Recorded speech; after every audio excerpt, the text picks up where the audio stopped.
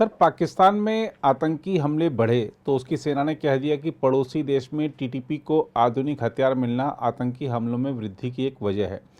क्या आपको लगता है कि सीमा पार से आतंकवाद को शह मिलने का मतलब पाकिस्तान को समझ आ गया है? साथ ही पाकिस्तान को जिस तरह से कर्ज पर कर्ज आसानी से मिलता जा रहा है, उसको कैसे देखते हैं आप? ये पाकिस्तान का तो हमने देखा कि हमने पहले ही वो किया था कि पाकिस्तान खुद पाकिस्तान का सबसे बड़ा दुश्मन है जी। क्योंकि जिस आइडियोलॉजी लेके वो चले थे वो जी। तो उस पर रह ही नहीं पाए जी। और उसी की वजह से इनका रेडिकलाइजेशन बढ़ता रहा। जी। जिन टेररिस्ट को आज ये ब्लेम कर रहे हैं, जी। जिस पड़ोसी कंट्री का इन्होंने हिंट किया, अफगानिस्तान का, जी। एक्चुअली जी। देखा जाए जी। तो उसी को तो ये लेकर के चल रहा है इतने सालों से। जी। पिछले 20 सालों से 25 सालों में इन्होंने अमेरिका से पता नहीं अरबों डॉलर लिए जी।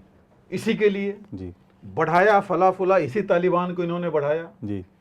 इसी टीटीपी जिसको कि आज ये बैन करना चाहते हैं, जिससे लड़ रहे हैं, जी। इसको इन्होंने ही शह दी थी। जी। 2007 में इसको इन्होंने ही उठाया था और टीटीपी इन्होंने बनाई थी इसलिए कि टीटीपी जितनी भी इस्लामिक जो ये जिहादी ग्रुप्स हैं या टेररिस्ट तो ये बोलते नहीं हैं, तो ये जिहादी कहते हैं, जो ग्रुप्स हैं उनको लेकर के इकट्ठा किया जाए टीटीपी के बैनर में और इनको आगे चला दिया जाए। तो टीटीपी भी तालिबान के ही उसमें चलती रही। जब 20 साल हुआ तो 20 साल तक तो एक साथ ही रहे वो, तो उनमें तो एकजुटता आपस में है जी।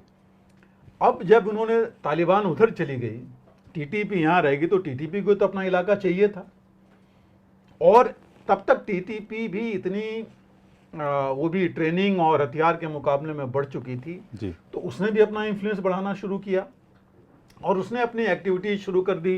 जो फाटा है उनका फेडरल एडमिनिस्ट्रेटर जो एरिया था जी। जो नेफा हम पहले बोलते थे, वो वाला इलाका, और फिर बलूचिस्तान तक पहुंच गया। वो धीरे धीरे और आगे बढ़ते गए, मेनलैंड में भी आ गए। आपने पता है कि हार्बर्स पर अटैक किया था, एपीएस में जो उनका स्कूल पर अटैक हुआ था कराची में, और एयरपोर्ट पर अटैक हुए थे जी। फिर ये टोटली अनहैप्पी हैं बेल्ट और रोड इनिशिएटिव से, सीपीसी जो कॉरिडोर बन रहा है जी। उस पर भी इन्होंने, इनका काफ़ी वो था, वहाँ भी इन्होंने उसके ऊपर अटैक किया था, जो चाइनीज आपको पता है कि मारे गए थे। और यहाँ तक था कि चाइना ने बल्कि रोक दिया था। उन्होंने बोला था कि हम इसको रोक देंगे और चाइना ने ये भी बोला था कि हम अपनी सिक्योरिटी कंपनीज ले आएंगे जो कि हमारे इसको सिक्योर करेगी। वो एक और ज़्यादा मुश्किल हो जाता जी पाकिस्तान के लिए। तो ये कुछ चीज़ें थी जो कि इन्होंने खुद बढ़ाया है पाकिस्तान ने। इनको इन जितने भी ग्रुप्स हैं जिनको भी देखिए, अगर अब आप 2022 में देखिए, 2021 में ही बल्कि इनके अगेंस्ट हो गए थे, 20 में इनके आपस में काफ़ी कुछ हो गया था पाकिस्तान में टीटीपी और आर्मी के बीच में जी। 2021 में उन्होंने शायद 2016 में इन्होंने, आर्मी ने इनके अगेंस्ट काफ़ी कुछ एक्शन किया था जी। और एक साल में उन्होंने बोला कि हमने टेररिस्ट ख़त्म कर दिया और उसमें 500 इनके पाकिस्तानी सोल्जर्स, और इन्होंने कहा था कि 3000 करीब मिलिटेंट्स मारे गए हैं जी। लेकिन उसके बावजूद देखिए 2018 के बाद फिर जो है शुरू हो गया था टीटीपी का। 2021 में इनके जो पिछले प्रधानमंत्री थे उनका तो आजकल नाम नहीं आ रहा है, इमरान खान ने कोशिश की थी इनसे हाथ मिलाने की जी, लेकिन वो बात बन नहीं पाई, चली नहीं। और आज की डेट में देखा जाए टीटीपी का, तो इसमें कोई शक नहीं है कि उसको पूरी छत्र छाया मिली हुई है तालिबान की। अफगानिस्तान में इनके बेसेज हैं, सब कुछ इनको नेचुरली जब साथ थे तो वहाँ से मिला हुआ है। और इसी बीच में अगर आप देखें तो पाकिस्तान और तालिबान की भी नहीं बनी जी। 2021 में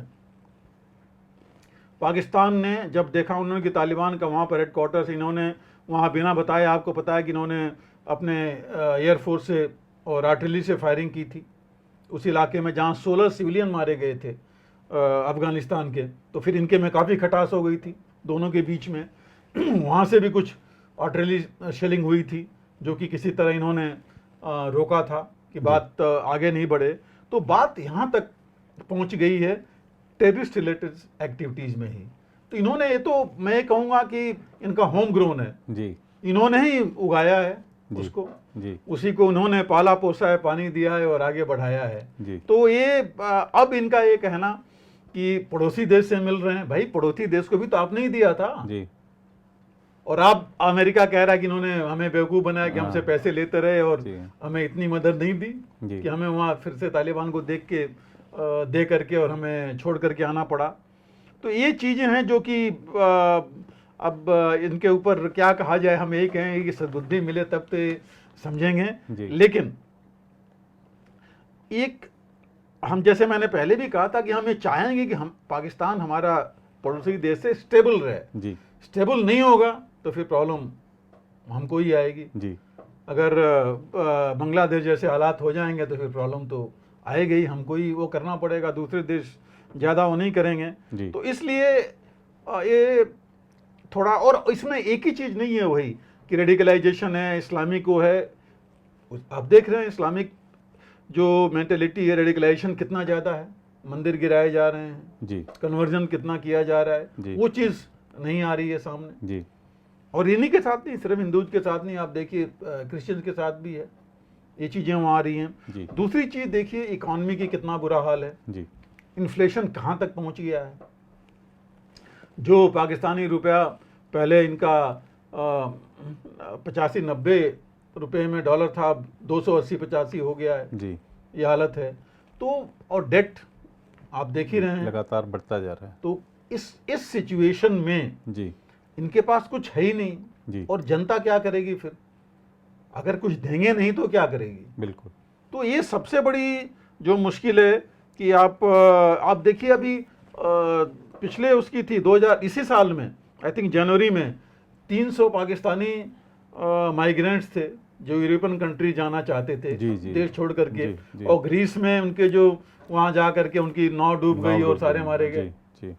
ये सारे भाग रहे हैं जी। बाहर देश के कि वहाँ पर हो, और वहाँ पर सबसे बड़ी मुश्किल है, सिर्फ यही कमजोर तबका नहीं भाग रहा है, पैसे वाला भी बाहर भाग रहे हैं जी। यहाँ पर हो करके वो भी बाहर भाग रहे हैं। तो मुश्किल ये है कि इकॉनमी तो इनको बढ़ नहीं रही है। दूसरी चीज, क्लाइमेट चेंज का इफेक्ट हुआ है। आप देखिए रिकॉर्ड बारिश में क्या तहस नहस हुआ था इनका जी। पिछले 2 सालों में अर्थक्वेक ने जी। और बारिश ने कितनी बड़ी तबाही मचाई थी यहाँ पर।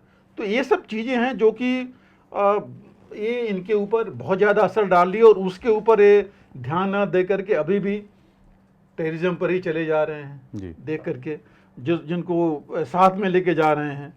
और ये दूसरी चीज़ है कि देखिए इनका जो इकोनॉमी की हम बात करते हैं, डेट ऑब्लिगेशन देखिए 2022-23 में $5.5 ट्रिलियन के ऊपर तकरीबन पहुंच गया है जी। 126 बिलियन डॉलर तो अभी है जो कि इन्होंने हर जगह से ले रखा है जी। और जिसमें कहा जा रहा है कि 40% तो सिर्फ चीन का है जी। चीन, सऊदी अरेबिया, यही तो मैक्सिमम इनके कटोरे में डालने वाले थे जी। सऊदी अरेबिया तो 1900 मैं कह रहा हूँ इंडिपेंडेंस से पहले से इनको देता रहा है जी। जिन्ना के कहने से अगर आप रिकॉर्ड में जाएं तो मेरे ख्याल से 1943-44 से ही इनको पैसे देता रहा है जी। तब से लेकर के वो इनको अभी तक देता आ रहा है। तो अभी ये हालत है इनकी कि इस हालत में ये करेंगे क्या। बेल्ट और रोड इनिशिएटिव जो कंप्लीट होनी थी 2013 से चल रही है, उसका कुछ हुआ नहीं। इंडिया ने तो ऑलरेडी ऑब्जेक्ट कर ही रखा है उसमें, उससे भी इनको इकोनॉमिक फायदा होना था, कुछ नहीं हुआ, बढ़ ही नहीं आगे, नुकसान हो रहा है। बल्कि इनका भी पैसा उसमें फंसा हुआ है जी। जो मिलना था वो भी नहीं मिल रहा है, कर्ज पर कर्ज ले जा रहे हैं।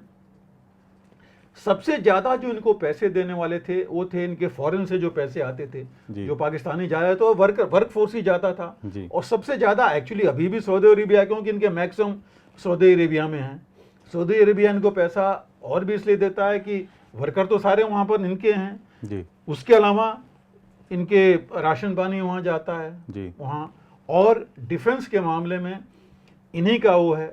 इक्विपमेंट तो वो ले रखा है सऊदी अरेबिया ने, लेकिन उसकी जितनी भी चलाने वाले हैं इनके हैं।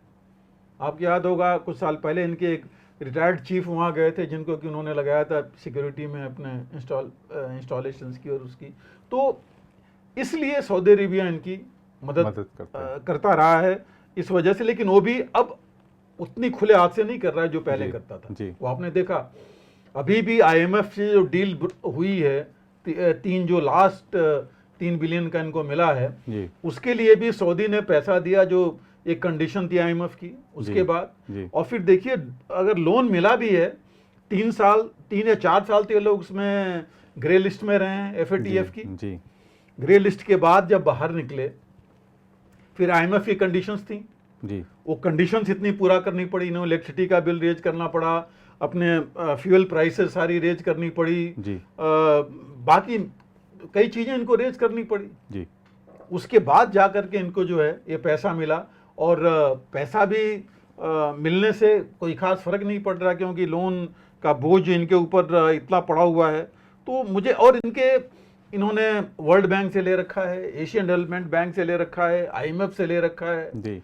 उसके अलावा जो चीन और मैंने कहा सऊदी अरेबिया और कुछ और कंट्रीज हैं वो हैं ही, टर्की से लेकर के प्राइवेट लोन भी, प्राइवेट प्लेसमेंट्स भी इनके काफ़ी हैं। तो मुश्किल ये है कि देश का एक्चुअली हाल जो है अभी आज के हालत में तो मतलब मैं कहूँगा बहुत ज़्यादा ही, इनफैक्ट इन्होंने जो है इवन वो जो आपको याद है पेरिस क्लब से भी इन्होंने पैसे ले रखे हैं तकरीबन $8-9 बिलियन, जो कि शायद 1% की रेट पर है, 40 साल में देना है।